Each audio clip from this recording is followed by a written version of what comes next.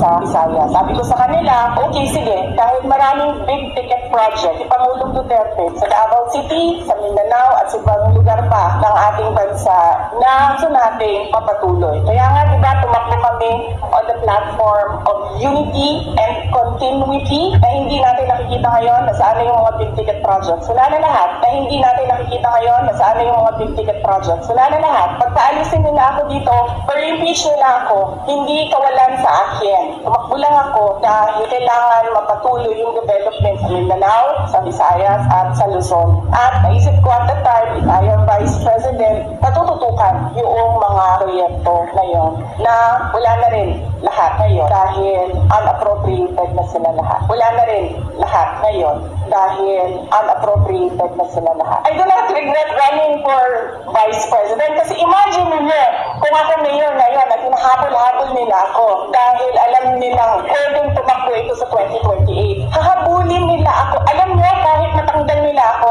as Vice President, hahabulin nila ako until the day na maupo na sa 2028. Ano ba sinabi nila? Huwag kami matakot. Hindi kami takot. Hindi kami takot. Sumasagot lang kami sa kanilang mga atake.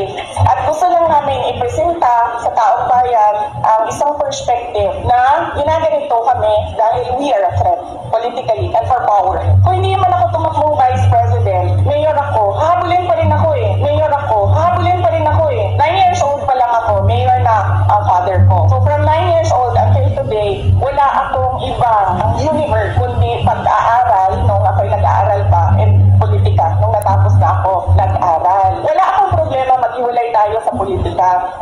Diba? Kasi hindi naman talaga natin ma-define kung saan tayo bukas sa politics. Eh, hindi natin alam kung saan tayo mapupunta bukas. Wala akong problema. Maghiwalay tayo lahat. Diyan kayo lahat. Dito ako mag-isa. Pwede naman tayo maghiwalay sa politika eh. Huwag lang maging bastos. Thank you. Pwede naman tayo maghiwalay sa politika eh. Huwag lang maging bastos.